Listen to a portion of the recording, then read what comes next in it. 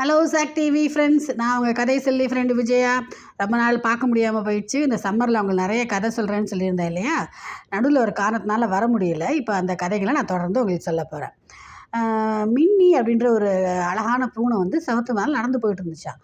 அப்போ கிட்டுவும் டிட்டு அதை பார்த்துட்டு ஹே மின்னி அப்படின்னோடனே அது அப்படியே சவுண்டு கேட்ட உடனே திடீர்னு கேட்டதுனால பதறி போய் அது செவத்துலேருந்து கீழே விழுந்துச்சு. அவ்வளோதான்.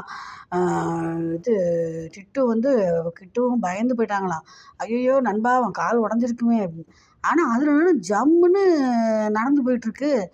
என்னப்பா இது உலக அதிசயமாக இருக்குது, நாங்கள்லாம் அங்கேருந்து விழுந்தோம்னா கை காலெலாம் செதறி போயிடும், நீ நல்லா ஜாலியாக நடந்து போயிட்டுருக்கியே அப்படின்னு கேட்ட உடனே அது சிரிச்சுக்கிட்டே ஆமாம் என்னோடய உடல் அமைப்பே அப்படி தான்.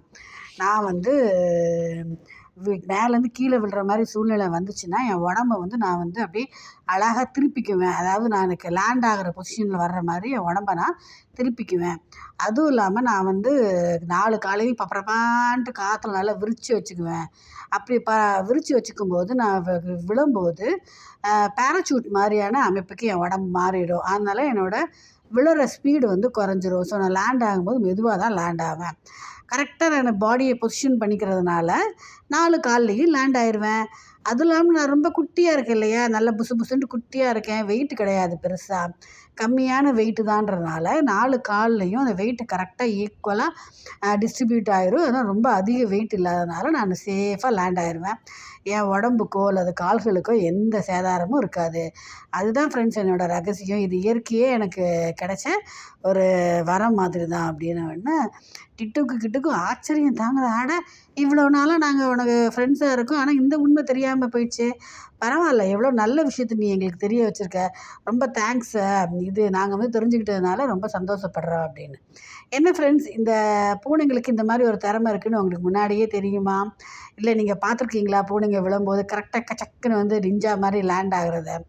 இல்லை நான் பார்த்ததே இல்லை, கேள்விப்பட்டதில்லை, இன்றைக்கி தான் தெரிஞ்சுக்கிட்டேன் அப்படின்னு சொன்னீங்கன்னாலும் சந்தோஷம். இல்லை எனக்கு தெரியும்னு சொன்னீங்கன்னாலும் டபுள் சந்தோஷம்தான் எனக்கு. ஸோ இந்த சம்மர் ரொம்ப ரொம்ப ரொம்ப அதிகமாக இருக்குது சென்னையில். எந்த ஊராக இருந்தாலுமே தமிழ்நாட்டில் அதிகமாக தான் இருக்கும்னு நினைக்கிறேன். அதனால் நீங்கள் வெளியில் போகாதீங்க, பேசாமல் வீட்டுக்குள்ளே வந்து இன்டோர் கேம்ஸ் விளையாடுங்க.